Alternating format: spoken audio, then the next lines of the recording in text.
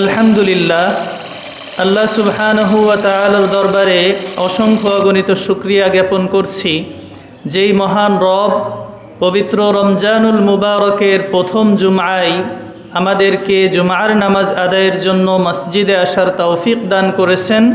এজন্য আমরা সবাই অন্তরের অন্তঃস্থল থেকে বলছি আলহামদুলিল্লাহ। মুহতারাম হাজিরিন, আজকে রমজানের প্রথম জুম্মায় আমরা রোজার গুরুত্ব এবং ফজিলত নিয়ে সংক্ষিপ্ত কিছু আলোচনা পেশ করব ইনশাআল্লাহ তাআলা। তো দেখুন, প্রথমেই আমরা জানব যে রোজা এর অর্থ কী। রোজা এটা মূলত একটি ফার্সি শব্দ, মূল আরবি শব্দ হলো সিয়াম। সিয়াম শব্দের শাব্দিক অর্থ হলো আল ইমসাক, এর মানে বিরত থাকা। তো বিরত থাকা এটা হলো দুই ধরনের বিষয়। এক নম্বর হলো কর্ম থেকে বিরত থাকা। সেই কর্মগুলো কি? খাবার দাবার, পানাহার, এরপরে জৈবিক যেই চাহিদাগুলো আছে এগুলো থেকে বিরত থাকা, এটা এক ধরনের। আর দুই নম্বর হলো কথা বলা থেকে বিরত থাকা। তো কথা মানে সাধারণত যেগুলো অনর্থক কথা, যেই কথাই আমার দুনিয়া এবং আখেরাতে কোনো লাভ নেই, এই জাতীয় কথা থেকে বিরত থাকাকেও সওম বলা হয়। যে রোজা রেখে আপনি যদি গীবত শিকায়েত করেন, পরনিন্দা করেন, মানুষকে গালিগালাজ করেন, তাহলে এইগুলোকে মূলত সিয়াম বা রোজা বলা যায় না। আর শরিয়াতের পরিভাষায় সিয়াম বলা হয় সুবেহ সাদিক থেকে নিয়ে সূর্যাস্ত পর্যন্ত রোজার নিয়তে পানাহার এবং সব ধরনের জৈবিক চাহিদা থেকে বিরত থাকাকে। তো আমরা যদি এই কাজগুলো থেকে বিরত না থাকি, শরিয়াতের দৃষ্টিতে যেটাকে রোজা বলে আখ্যায়িত করা হয়েছে, যেই কথাবার্তাগুলো বলা নিষেধ, যেগুলো বললে গুনাহ এবং যেগুলো বলা খারাপ, গীবত শিকায়েত করা এগুলো হারাম, এই কাজগুলো থেকে আমরা যদি বিরত থাকতে না পারি, তাহলে এই ব্যাপারে হাদিসে রাসূল কঠোর হুঁশিয়ারি বাণী আমাদেরকে শুনিয়েছেন। রাসূল বলছেন, মাল্লাম ইয়াদা কাওলাজ জুর ওয়াল আমালা বিহি ফালাইসা লিল্লাহি হাজাতুন ফি আন ইয়াদা তাআমাহু ওয়া শারাবা। যে ব্যক্তি সিয়ামরত অবস্থায় মিথ্যা কথা বলবে, অন্যায় কাজ করবে এবং সে মিথ্যা অন্যায় কাজ এগুলো ছাড়তে পারবে না, তার পানাহার বর্জন করার কোনো প্রয়োজন নেই। সে শুধুমাত্র না খেয়ে থাকলো, তার রোজার যে একটা ফায়দা, রোজার যে একটা উপকারিতা, রোজার মাধ্যমে সে যে মুত্তাকি হবে, এগুলোর কোনো লাভই সে পাবে না। এজন্য শুধুমাত্র সুবেহ সাদিক থেকে নিয়ে একবারে সন্ধ্যা পর্যন্ত না খেয়ে থাকলাম, এর পাশাপাশি গীবত শিকায়েত, পরনিন্দা, মানুষকে গালাগালি করা, মিথ্যা কথা বলা, সব দেদারসে করলাম, তাহলে আমার এই রোজা আল্লাহ তাআলা কবুল করবেন না।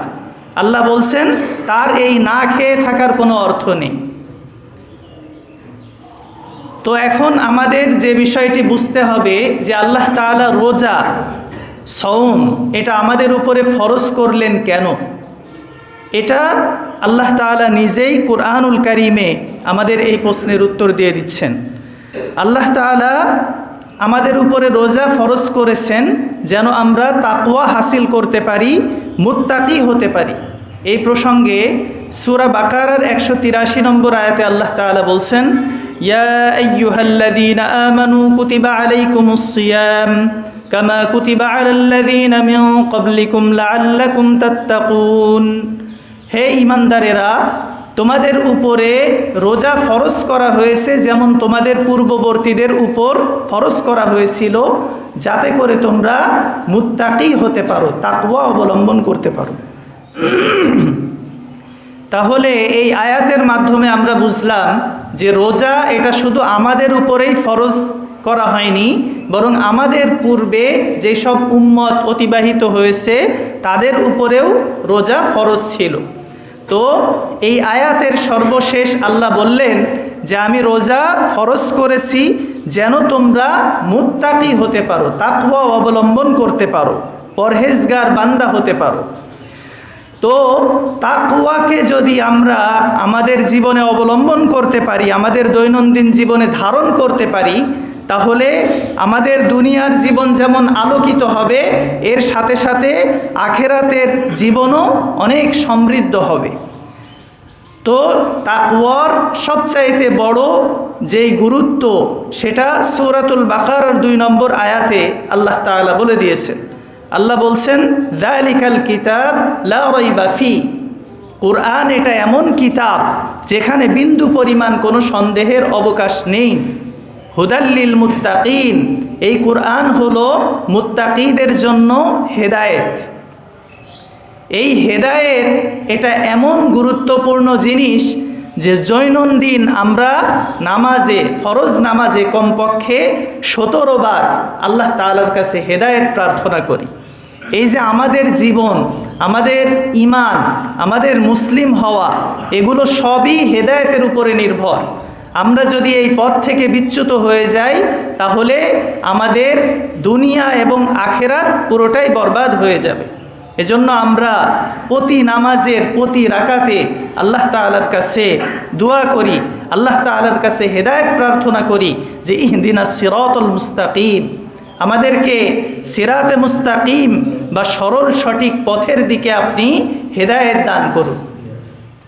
এর পাশাপাশি আপনি যদি তাকওয়া অবলম্বন করতে পারেন তাহলে সব কাজে আল্লাহ তাআলাকে সাথে পাবেন। এটা আল্লাহ তাআলা সূরা বাকারার 194 নম্বর আয়াতে বলছেন, ইত্তাকুল্লাহ ওয়া'লামু আন্নাল্লাহা মা'আল মুত্তাকিন, তোমরা আল্লাহকে ভয় করো, তাকওয়া অবলম্বন করো, আর জেনে রাখো আল্লাহ তাআলা মুত্তাকিদের সাথে রয়েছেন। এরপরে আপনি যদি তাকওয়া অবলম্বন করেন তাহলে আপনি আল্লাহর ওলি হতে পারবেন।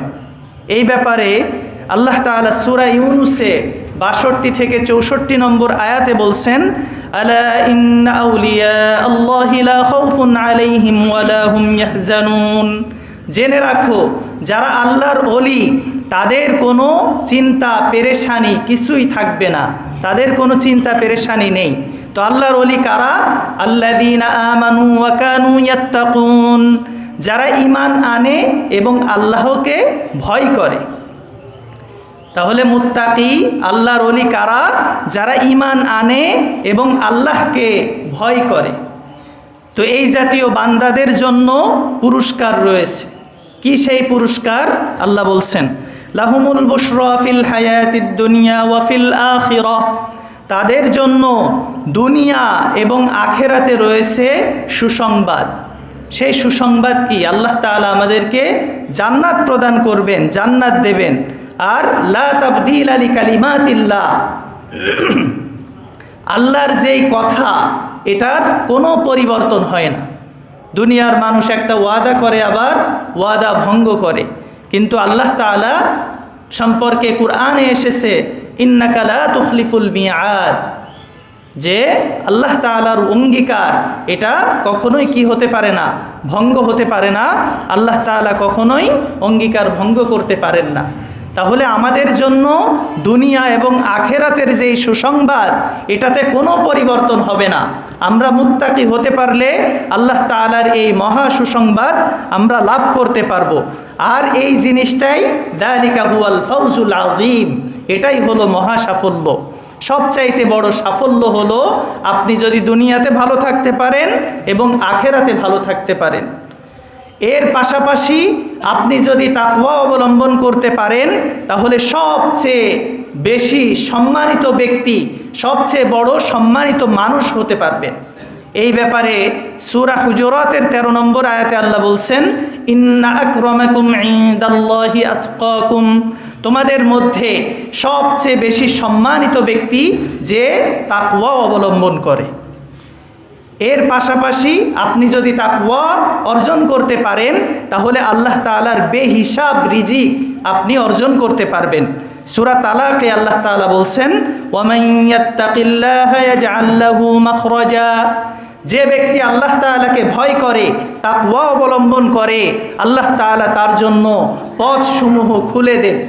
ওয়ায়ারযুকুহু মিন হাইতু লা ইয়াহতাসিব, এবং তাকে এমন জায়গা থেকে রিজিক দান করেন যে সে কল্পনাও করতে পারে না, তার জানাই নেই যে এইভাবে আল্লাহ তাআলা আমাকে রিজিক দান করতে পারেন। এর পাশাপাশি আপনি যদি তাকওয়া অবলম্বন করেন তাহলে আল্লাহ তাআলার ক্ষমা ও মহা প্রতিদান লাভ করতে পারবেন।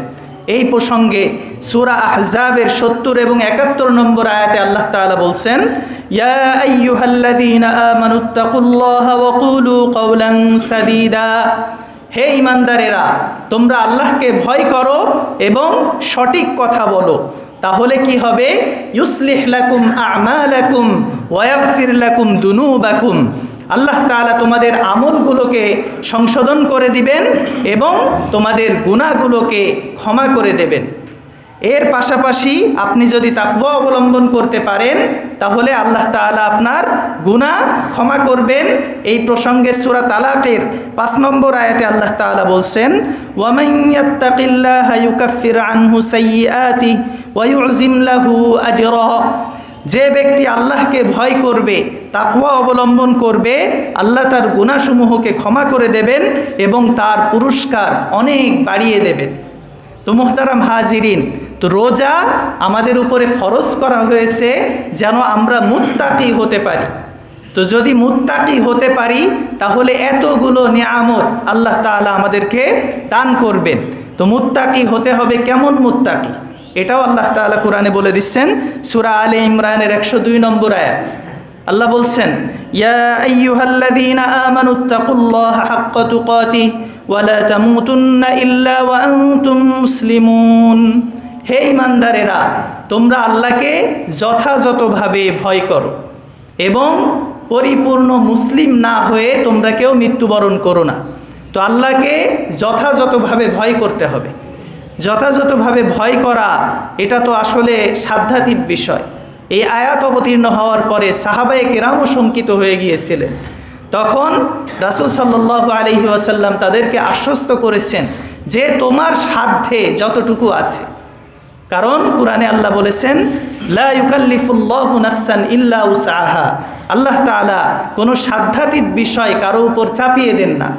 এজন্য আমার যতটুকু সাধ্য আছে এই সাধ্য অনুযায়ী আমি তাকওয়া অবলম্বনের চেষ্টা করব, তাহলেই আল্লাহ তাআলার যে মহা পুরস্কার এবং মুত্তাকি বান্দার জন্য আল্লাহ তাআলার যে নিয়ামত এগুলো আমরা যথাযথভাবে লাভ করতে পারব।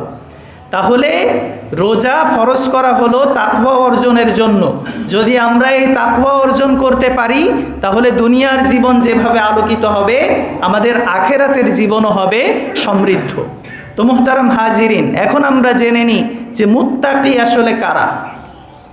আমার এখন মনে হতে পারে যে আসলে তাকওয়া অবলম্বন করলে এত এত পুরস্কার, এত এত প্রতিদান, তো আমি কি মুত্তাকি কি না? তো এই প্রসঙ্গে দেখুন কোরআনে আল্লাহ তাআলা বলছেন, ওয়াসারিউ ইলা মাগফিরাতিম মির রাব্বিকুম ওয়া জান্নাতিন আরদুহাস সামাওয়াতু ওয়াল আরদ উইদ্দাত লিল মুত্তাকিন, যে তোমরা তোমাদের রবের ক্ষমা এবং ওই জান্নাতের প্রতি প্রতিযোগিতা করো, যেই জান্নাতের সীমানা, যেই জান্নাতের বিস্তৃতি দুনিয়া এবং আসমানের বিস্তৃতির মতো। এই জান্নাত প্রস্তুত করে রাখা হয়েছে মুত্তাকিদের জন্য, উইদ্দাত লিল মুত্তাকিন।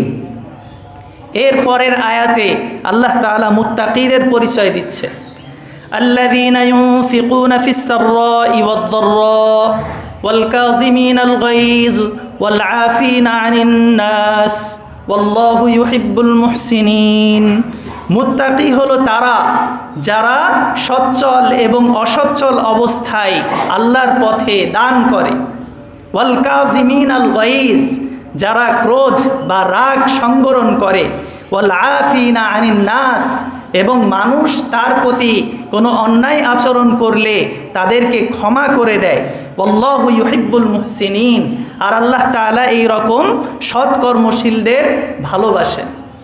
এরপরে আল্লাহ তাআলা আরও বলছেন, ওয়াল্লাযীনা ইযা ফাআলু ফাহিশা আও যালামু আনফুসাহুম, তারা যখন কোনো ফাহেসা কাজ করে ফেলে তখন, অথবা নিজের উপরে জুলুম করে ফেলে, মানে কোনো গুনাহ করে ফেলে, যাকারুল্লাহ, তখন তারা আল্লাহকে স্মরণ করে, ওয়াস্তাগফারু লিযুনুবিহিম ফাস্তাগফারু লিযুনুবিহিম, এবং তারা তাদের গুনার জন্য আল্লাহ তাআলার কাছে ক্ষমা প্রার্থনা করে, কারণ তারা জানে ওয়ামান ইয়াগফিরুদ দুনুবা ইল্লাল্লাহ, যে আল্লাহ ছাড়া আর কেউ ক্ষমা করতে পারে না। ওয়ালাম ইউসিররু আলা মা ফাআলু ওয়া হুম ইয়ালামুন, আর তারা যে গুনাহ করে ফেলেছে জেনে শুনে তারা এর উপরে অটল থাকে না। তো মুহতারাম হাজিরিন, এখান থেকে আমরা কি জানলাম? আল্লাহ তাআলা বলছেন মুত্তাকি তারা যারা সুখে দুঃখে সচ্ছল অসচ্ছল অবস্থায় আল্লাহর পথে ব্যয় করে। 2 নম্বরে আল্লাহ তাআলা বলছেন যারা রাগ দমন করে। 3 নম্বরে আল্লাহ তাআলা বলছেন যারা মানুষকে ক্ষমা করে। 4 নম্বরে আল্লাহ তাআলা বলছেন যারা কোনো অন্যায় কাজ করে ফেললে, গুনার কাজ করে ফেললে আল্লাহকে স্মরণ করে তার কাছে ক্ষমা প্রার্থনা করে, এবং তারা জেনে শুনে গুনার কাজ বারবার করে না। তাহলে গুনাহগার ব্যক্তিও কি হতে পারে? মুত্তাকি হতে পারে। যে আমি গুনাহগার, আমি মুত্তাকি হতে পারবো না, বিষয়টা এমন না। বরং আপনার মাধ্যমে কোনো গুনাহ যখন প্রকাশ পেয়ে যাবে তখন আল্লাহর ভয় আপনার মনে আসতে হবে। এমন না গুনাহ করলেন আর আপনি খুশি হলেন, বরং গুনাহ করে অনুতপ্ত হতে হবে এবং আপনার এই গুনার জন্য আল্লাহ তাআলার কাছে ক্ষমা প্রার্থনা করতে হবে। তাহলে আপনিও মুত্তাকি বান্দার অন্তর্ভুক্ত হতে পারবেন। যদি আপনার ভিতরে এই গুণগুলো থাকে তাহলে আল্লাহ আপনাকে কি প্রতিদান দেবেন সেই সম্পর্কে পরবর্তী আয়াতে বলছেন, উলাইকা জাযাউহুম মাগফিরাতুম মির রাব্বিহিম ওয়া জান্নাতুন তাজরি মিন তাহতিহাল আনহার, যে আল্লাহ তাআলার এই বান্দাদের প্রতিদান হলো তার রবের পক্ষ থেকে ক্ষমা। আল্লাহকে স্মরণ করলে, তার কাছে ক্ষমা প্রার্থনা করলে আল্লাহ তাআলা তাদেরকে ক্ষমা করে দেবেন, এবং তাদের জন্য আল্লাহ তাআলা রেখে দিয়েছেন এমন জান্নাত, যেই জান্নাতের তলদেশ দিয়ে নদী প্রবাহিত হবে, এখানে তারা চিরস্থায়ীভাবে থাকবে। আর যারা ভালো কাজ করবে তাদের জন্য এর চেয়ে ভালো কোনো প্রতিদান হতে পারে না। তো মুহতারাম হাজিরিন, তাকওয়া এর মানে আমরা না দেখে আল্লাহ তাআলাকে ভয় করতে হবে। না দেখে অদৃশ্যভাবে আপনার ভিতরে আল্লাহর ভয় থাকতে হবে। ইবাদত বন্দেগী করার ক্ষেত্রে আমাকে মানুষ দেখানোর জন্য ইবাদত বন্দেগী করলে হবে না, বরং আমার মনে এই ভয় থাকতে হবে যে আমি ইবাদত বন্দেগী করতেছি, আমি কোনো অন্যায় কাজ করতেছি, আমি কোনো পাপের কাজ করতেছি, এটা দুনিয়ার মানুষ দেখুক বা না দেখুক আল্লাহ তাআলা অবশ্যই দেখছেন। এজন্য হাদিসে জিবরিলে আল্লাহ সুবহানাহু ওয়া তাআলা আমাদের ইবাদতের পদ্ধতি বলে দিয়েছেন যে আমরা যখন ইবাদত বন্দেগী করব তখন কিভাবে ইবাদত করব। ইহসান অবলম্বনের কথা আল্লাহ তাআলা বলেছেন। ইবাদতের ক্ষেত্রে ইহসান কি? আল ইহসানু আন তা'বুদাল্লাহা কাআন্নাকা তারাহ। ইহসান হলো তুমি এমনভাবে আল্লাহ তাআলার ইবাদত বন্দেগী করবে কেমন যেন আল্লাহ তাআলাকে তুমি আল্লাহ তাআলাকে দেখতেছো। তো আপনি আল্লাহ তাআলাকে দেখে দেখে ইবাদত বন্দেগী করতেছেন, এমন অনুভূতি আপনার ভিতরে যদি জাগ্রত হয় তাহলে এটা হলো সর্বোত্তম ইবাদত হবে।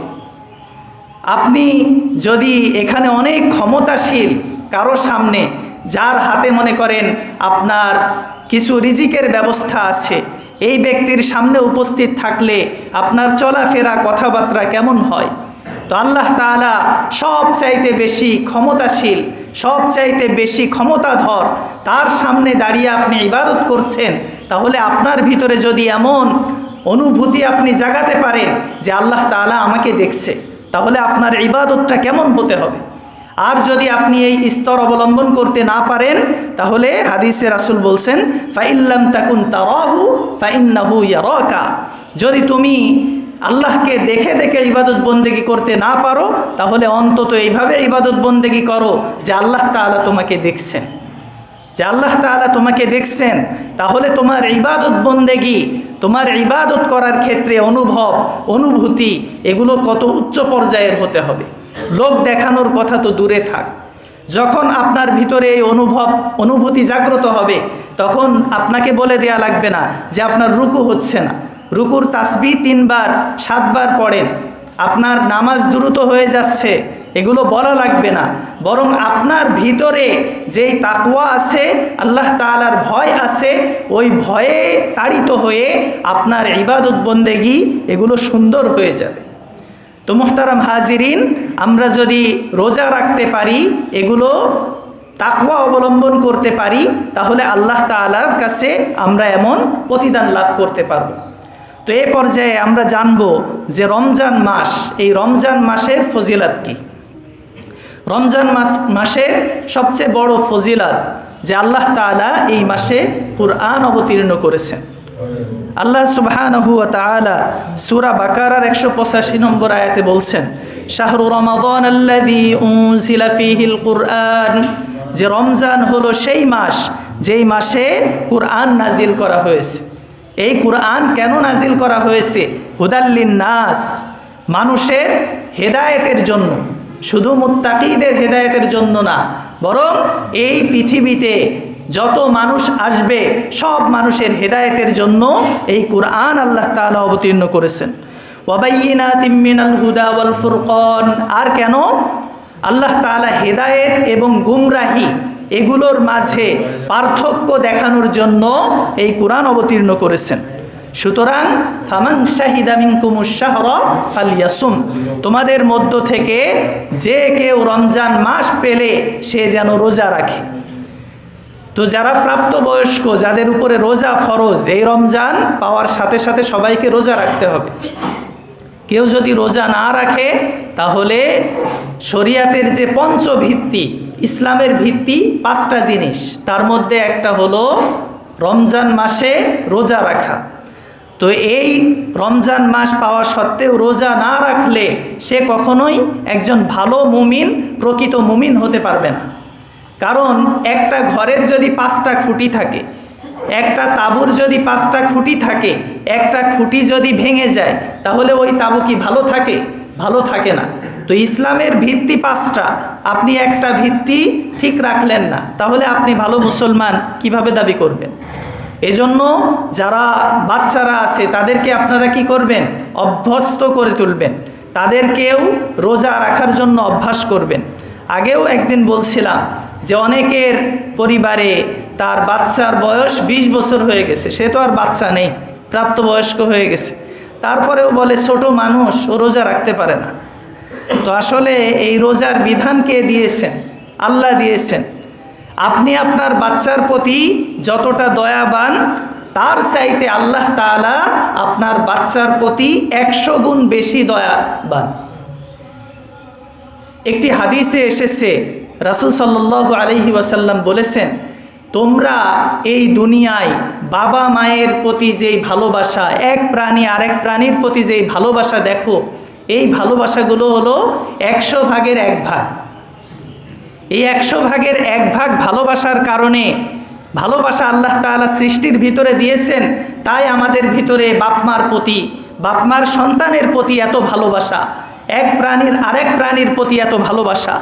তো বাকি 99 ভাগ ভালোবাসা, মহব্বত, এটা আল্লাহ তাআলা নিজের কাছে রেখে দিয়েছেন। তাহলে তিনি কত দয়াবান। তো সেই আল্লাহ আমাদেরকে যখন কোনো বিধান দেন, এই বিধান অবশ্যই আমাদের জন্য কল্যাণকর, এই বিধান পালনে আমাদের কষ্ট হওয়ার কথা না। এজন্য আমরা নিজেরা রোজা রাখবো, আমাদের পরিবার পরিজন যারা আছে সবাইকে অবশ্যই রোজা রাখার প্রতি আমরা কি করব? আহ্বান করব, এবং তারা যেন রোজা রাখে এই ব্যবস্থা গ্রহণ করব। 2 নম্বর রমজান মাসের ফজিলত হলো, যখন রমজান মাস শুরু হয় তখন আল্লাহ তাআলা জান্নাতের দরজাসমূহ খুলে দেন, এরপরে জাহান্নামের দরজাসমূহ বন্ধ করে দেন, আর শয়তানদেরকে আল্লাহ তাআলা শিকলে বেঁধে রাখেন। এই ব্যাপারে হাদিসে বর্ণিত হয়েছে, ইদা জা রমাদান ফুতিহাত আবওয়াবুল জান্নাহ, যখন রমজান মাস আসে তখন আল্লাহ তাআলা জান্নাতের দরজাগুলো খুলে দেন। ওয়াগুল্লিকাত আবওয়াবুন নার, জাহান্নামের দরজাগুলোকে আল্লাহ তাআলা বন্ধ করে দেন। ওয়াসুফিদাতিশ শায়াতিন, এবং শয়তানদেরকে আল্লাহ তাআলা শিকলে বন্দী করে রাখেন। মোহতারাম হাজিরিন, তো রমজান মাসে আমরা যেই ইবাদত বন্দেগিগুলো করব বিশেষভাবে, 1 নম্বর, এটা কুরআন অবতীর্ণের মাস, এজন্য আমরা কি করব? বেশি বেশি কুরআন তেলাওয়াত করব। 2 নম্বরে বেশি বেশি দান সদকা করব। এই ব্যাপারে রাসূল সাল্লাল্লাহু আলাইহি ওয়াসাল্লামের একটি হাদিস হযরত ইবনে আব্বাস থেকে বর্ণিত হয়েছে। তিনি বলছেন যে রাসূল সাল্লাল্লাহু আলাইহি ওয়াসাল্লাম ধন সম্পদ ব্যয় করার ক্ষেত্রে তিনি সবচেয়ে বেশি দানশীল ছিলেন। তো তার এই দানশীলতার পরিমাণ বেড়ে যেত রমজানে। রমজানে জিবরিল আলাইহিস সালাম রাসূলের সাথে সাক্ষাৎ করতেন। রমজানের শুরু থেকে শেষ পর্যন্ত তিনি আসতেন এবং রাসূল সাল্লাল্লাহু আলাইহি ওয়াসাল্লাম তাকে কুরআন শোনাতেন। আর যখন জিবরিল তার কাছে আসতেন, তিনি কিভাবে ব্যয় করতেন? যে রহমতের বাতাস যেভাবে প্রবাহিত হয়, আল্লাহর রাসূল তার চাইতে বেশি ধন সম্পদ দান করতেন। এজন্য রমজানে রোজা রাখবো, কুরআন তেলাওয়াত করব, তার পাশাপাশি বেশি বেশি করে দান সদকা করব।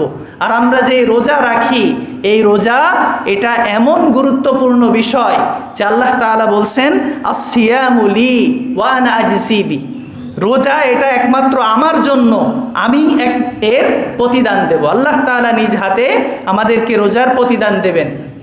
সুতরাং আমাদের রোজা এটা যথাযথ হওয়ার জন্য কি করতে হবে? যথাযথ হওয়ার জন্য আমরা কোনো অশ্লীলতা করব না, কোনো মূর্খসুলভ কাজ করব না, কারো সাথে ঝগড়া করব না, কাউকে গালি দিব না। এখন কেউ যদি আপনাকে গালি দেয়, সেই ব্যাপারেও হাদিসের নির্দেশনা আছে। রাসূল বলেছেন যে তাকে বলে দেবে ইন্নী সাইম, আমি রোজাদার। আরেক হাদিসে এসেছে তাকে 2 বার বলতে হবে। কেউ যদি আপনাকে খারাপ কথা বলে, আপনি বলবেন রোজা আছি, আমি রোজা রেখেছি, তোমার এই কথাবার্তার উত্তর আমি দিচ্ছি না। কেউ যদি কাউকে গালি দেয় বা কারো প্রতি কোনো কটু কথা বলে, তাহলে সে যতক্ষণ চুপ থাকে ততক্ষণ পর্যন্ত ফেরেশতা তার পক্ষ থেকে প্রতিশোধ নিতে থাকে। এজন্য আপনি যদি চুপ থাকেন তাহলে আপনি নাজাত পাবেন এবং আল্লাহ তাআলার কাছে আপনি বিভিন্ন প্রতিদানে ভূষিত হবেন। আর এই রোজাকে হাদিসে রাসূল বলছেন, আস-সিয়ামু জুন্নাহ, রোজা হলো ঢাল স্বরূপ। কিসের ঢাল? যে বিভিন্ন পাপ আছে, এই পাপগুলোই তো আমাদের জীবনকে বরবাদ করে দেয়। এই পাপের জন্য ঢাল স্বরূপ। এই রোজার ঢাল দিয়ে সব ধরনের পাপ, সব ধরনের অনাচার থেকে আপনাকে বিরত থাকতে হবে। রোজাদারের জন্য বিশেষ একটি ফজিলতের কথা হাদিসে বর্ণিত হয়েছে। রাসূল বলছেন, ইন্না ফিল জান্নাতি বাবান ইউকালু লাহু রায়্যান ইয়াদখুলু মিনহু সাইমুনা ইয়াওমাল কিয়ামা, জান্নাতের যে দরজাগুলো আছে তার মধ্যে একটা দরজা আছে যার নাম হলো রায়্যান। এই রায়্যান দরজা দিয়ে কেবলমাত্র রোজাদাররাই প্রবেশ করবে। রোজাদাররা প্রবেশ করার পরে এই দরজা বন্ধ করে দেওয়া হবে, এই দরজা দিয়ে আর কেউ প্রবেশ করতে পারবে না। কত সম্মান আল্লাহ তাআলা রোজাদারদের জন্য রেখেছেন। রোজা রাখলে আল্লাহ তাআলা পিছনের সব গুনাহ খাতাকে মাফ করে দেন। রাসূল বলছেন, মান সামা রমাদানা ঈমানান ওয়া ইহতিসাবা গুফিরা লাহু মা তাকদ্দামা মিন দামবি, যে ব্যক্তি ঈমানের সাথে সওয়াবের আশায় রমজানের রোজা রাখবে, আল্লাহ তাআলা তার পিছনের গুনাহগুলোকে মাফ করে দেবেন। এর পাশাপাশি আমরা রাত জেগে তারাবি পড়ি, কিয়ামুল লাইল করি, এর ফজিলত হাদিসে বলছেন, মান কামা রমাদানা ঈমানান ওয়া ইহতিসাবা গুফিরা লাহু মা তাকদ্দামা মিন দামবি, যে ব্যক্তি রমজানের রাতে ঈমান সহ নেকির আশায় রাত জেগে ইবাদত বন্দেগী করবে, আল্লাহ তাআলা তার পিছনের গুনাহগুলোকে ক্ষমা করে দেবেন। তো মুহতারাম হাজিরিন, আমরা যে রোজা রাখি, রোজাদারের জন্য 2টা আনন্দের সময় আছে। এটা রাসূল বলছেন, লিস-সাইমি ফারহাতান ইয়াফরাহুহুমা, 2টা সময় রোজাদারের এমন আছে যে এই 2টা সময় সে অনেক খুশি হয়। একটা হলো ইফতারির সময়, আর একটা হলো সে যখন আল্লাহ তাআলার কাছে, আল্লাহ তাআলার সাথে সাক্ষাৎ করবে। এই 2টা সময় রোজাদারের আনন্দের সময়। এই রোজা আমাদের জন্য সুপারিশ করবে। এই রোজার সুপারিশ গ্রহণ না করা পর্যন্ত ছাড়বে না। কুরআন আমাদের জন্য সুপারিশ করবে। এজন্য রোজা বলবে আল্লাহ তাআলার কাছে যে হে রব, আমি তাকে খাবার দাবার এবং তার কাম চরিতার্থ করা থেকে দিনের বেলায় বিরত রেখেছি, সুতরাং তুমি আমার সুপারিশ তার ব্যাপারে কবুল করো। কুরআন বলবে হে আল্লাহ, রাতের বেলায় আমি তাকে ঘুম থেকে বিরত রেখেছি, সুতরাং তার ব্যাপারে আমার সুপারিশ কবুল করো। তখন এই রোজা এবং কুরআন উভয়ের সুপারিশ কবুল করা হবে, আল্লাহ তাআলা আমাদেরকে জান্নাত দান করে দেবেন।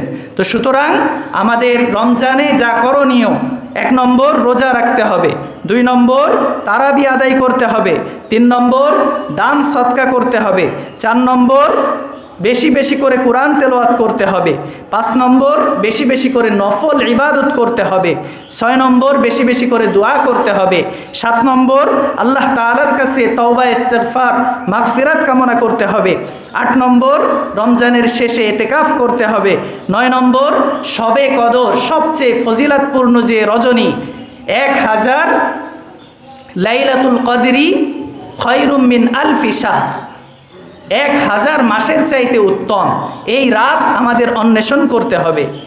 এর পাশাপাশি সর্বশেষ 10 নম্বর মিথ্যা, গীবত, পরনিন্দা এবং যাবতীয় সব গুনাহ থেকে বিরত থাকতে হবে। আমরা এতক্ষণ যাবত যে আলোচনা করলাম, আল্লাহ সুবহানাহু ওয়া তাআলা আমাদের এইগুলো শুনে দুনিয়ার জীবন এবং আখিরাতের জীবনকে আল্লাহ তাআলা সুন্দর করার তৌফিক দান করুন। আমিন। ওয়া আখিরু দাওয়ানা আনিল হামদুলিল্লাহি রাব্বিল আলামিন।